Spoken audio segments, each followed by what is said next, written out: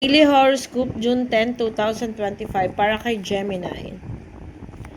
Gemini, the card said here, may mga kabiguan daw na paparating pero nakikita ko dito na hindi mo ito pinapansin o binibigyan ng halaga dahil alam mo kung paano mo susolusyonan yung problema. Sabi dito sa cards, may mga bagay na nakakapagpa-stress sa'yo or nakakapagpa-stagnant sa'yo sa isang sitwasyon na nagbibigay ng stress, pero this card showing kasi na may mga taong nandyan para sa'yo para mapasaya ka. Ibig sabihin, hindi mo siya mapagpapokosan kung ano man yung mga negative na paparating sa'yo. Just continue to be happy. Ayun lang yung key dyan. Tuloy-tuloy mo lang kung ano yung mga bagay na ginagawa mo makakapagpa-success sa'yo. Then, sabi dito, just have motivation to do something na mas worth it pa. Punta tayo kay Virgo.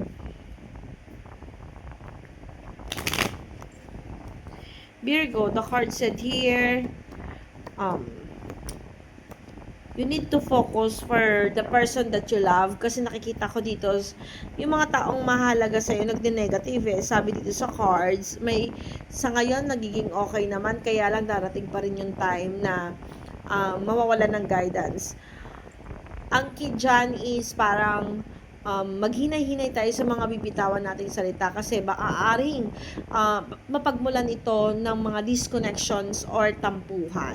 No? Sabi dito may mga bagay kang dapat malaman or matuklasan na nakakapagpasuko sa'yo or nakakapagbigay ng stress sa'yo. Pero sabi dito sa cards, huwag daw natin paglaanan yung mga negative thought ng ibang tao. Especially ikaw din, maglagay ng control sa sarili, Virgo. Punta tayo kay Capricorn.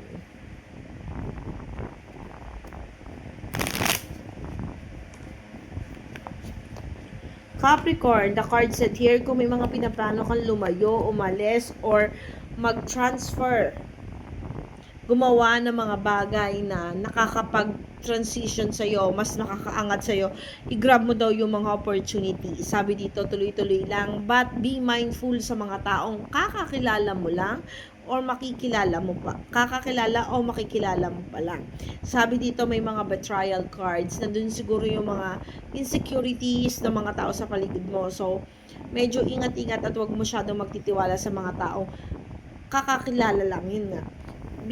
Maging maingat ka kasi may the fool dito. So, ibig sabihin, around to your work, may mga negativity, may mga betrayal cards ka, may mga taong nandyan na akala mo nakangiti, pero deep inside, may init ang mata sa'yo, Capricorn. Punta tayo kay Sagittarius. Sagittarius, the card said here, success. Nakikita ko dito yung pagdating sa finances, nakikita ko dito may mga papasok sa'yo, yun lang, i-manage mo ng maayos kasi nakikita ko dito nawawala ng pagbabalanse. So, ibig sabihin, Sagittarius, yung mga paglalaanan mo ng iyong finances, kailangan talagang pag-isipan mong mabuti kung paano mo i-waste yung mga resources mo. This card showing pagdating sa pera, may paparating pero may mga papalabas din. Kaya, be careful sa paggagastos or wag masyadong maging iwasan muna natin yung mga bagay na hindi naman talaga kailangan pag-aksayahan ng ating salapi or hindi muna natin kailangan sa ngayon. Punta tayo kay Libra.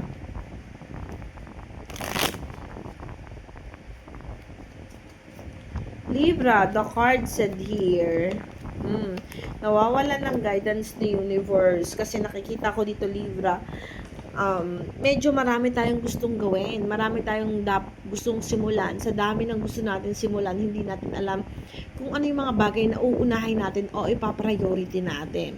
So, this card showing one step lang muna, one step by one time. Parang isa-isa lang, huwag mong pagsabay-sabay.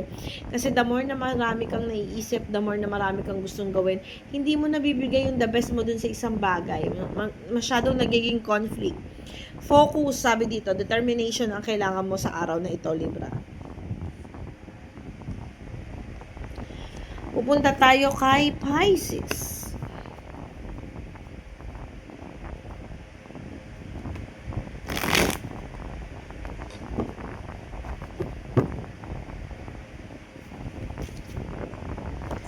Pisces, sabi dito sa cards, pagdating sa finances, nagkakaroon ng kakayahan na magbigay.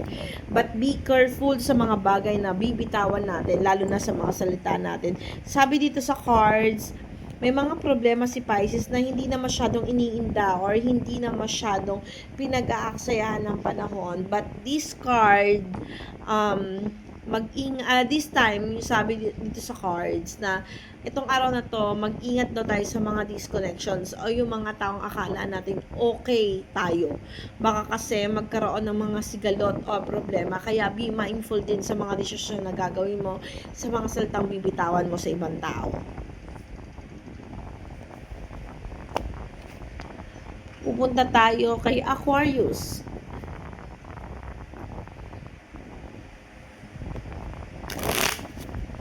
Aquarius, the card said here na grab the opportunity. Sabi dito sa cards, may pagka-stress na si Aquarius kasi nagne-negative na yung finances niya. At nakikita ko dito, nung mga first few days, nahihirapan gumawa ng pamamaraan para sa ikauunlad ng sarili or magkaroon ng finances. But this card showing to grab the opportunity paparating sa'yo, wag ka na mag-alinlangan. No? Wag ka nang mahiya or ibig sabihin, kung alam mo mga kakayahan kang gumawa ng paraan para magkaroon ng isang solid foundation ngayon, or sabihin na natin na magkaroon ng source of income, gawin mo daw ito. Huwag ka nang magpatumpik-tumpik pa, parang ganyan. Huwag ka nang mag-alinlangan or huwag ka nang magkaroon ng hesitations, lalo na kung lalapit ka sa ibang taong makakatulong naman talaga sa'yo. I-go mo lang, sabi dito sa cards. Let's go to Taurus. Taurus, new beginning ang nakikita ko dito. You're still guided with the universe. Nakikita ko napakaganda ng cards mo. Taurus, this is your day. This is your lucky day. So, grab the opportunity at ituloy mo lang yung mga bagay na pinaplano mo kasi things will gonna be fruitful for you. Sabi dito sa cards na you are still guided the universe. Yung mga bagay na pinaplano mo, may katatagan ka, may strength, at ito ay nakalaan para sa'yo. So, kung ikaw ang isang Taurus na gustong mag-change ng work for the better, hanap ng trabaho or tumaya or something like na ikaka-grow mo, same like do action, things will gonna be okay, things will gonna be fruitful for you. Ituloy mo lang yung mga plano mo at makakamit mo daw yung success na hinahanap mo.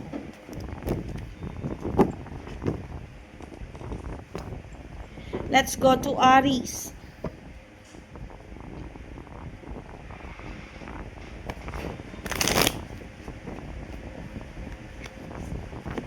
Aries, the card said here, yung mga yung mga trouble mo ng mga nakaraan, yung mga problemang kinaharap mo daw, masusolusyonan daw ito. Yun lang talaga. Sabi dito sa cards, may mga bagay na dapat sinusukuan, lalo na kung hindi naman ito nagiging favorable sa'yo. May mga bagay daw na binibitawan na, may mga bagay na sinusukuan, may mga bagay na hinihintuan. Lalo na kung magkukos ito ng mga malalaking expenses. Sabi dito sa cards, no? You need to change your plan. Magbago daw ng mga bagay-bagay. Magbago ng plan kung hindi naman nag-work yung mga bagay na iniisip mo at hindi makakatulong sa pag-grow mo.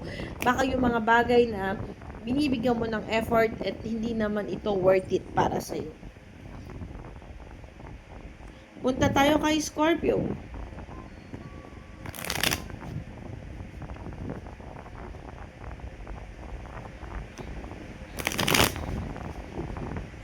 Scorpio, anong sinasabi ng cards para sa'yo? Sabi dito sa cards, may mga bagay na pinanghihinaan kayo kasi nakikita ko rito nagkakaroon ng conflict sa isipan mo. Tsaka yung the card said kasi dito parang pinanghihinaan ka kasi yung pagbabago o new beginning na inahangad mo, nahihirapan kang kapain, nahihirapan ka kung saan mo hahanapin o kung paano mo sisimulan. This card showing na avoid or lumayo, umalis, maglisanin mo yung mga bagay na hindi nakakabuti sa'yo or sabihin natin nagkakaroon ng conflict. Kung may mga bagay daw na nagiging dahilan kung bakit ka pinanghihinaan ng loob para sa new beginning mo, tapusin mo yon, bitawan mo daw, sabi dito sa cards, kung ano man yung nagkakos ng galit or trigger sa'yo or your conflict, nagbibigay ng mga conflict sa'yo, bitawan mo. May mga bagay talaga daw na dapat sinusukuan. Mag-focus ka lang daw muna kung paano mo i-grow yung sarili mo, Scorpio. Pupunta tayo kay Cancer. Cancer. This reading is for you, Cancer. Cancer, the card said here, may mga maling gawa na walan daw ng guidance ni universe. This card showing also na parang yung tadhana talaga, it's not meant for you. Parang walang pagbabago, nothing change. But this still, sabi dito, matuto tayong magbigay at umunawa. Sabi dito, magkakaroon ka pa rin naman ng kakayahan na gumanap or mabigyan, makapagbigay sa iba. Matatapos naman daw yung mga problema kinakaharap mo, Cancer. This card showing may mga taong mahahalaga sa iyo na maaaring mag-negative or mawala sa landas mo at this moment. Sabi dito sa card, sinay-hinay sa mga desisyon or may mga bagay daw na dapat na munang pinag-iisipan bago pagdesisyonan, no? At punta naman tayo kay Leo. Last, akala ko wala na.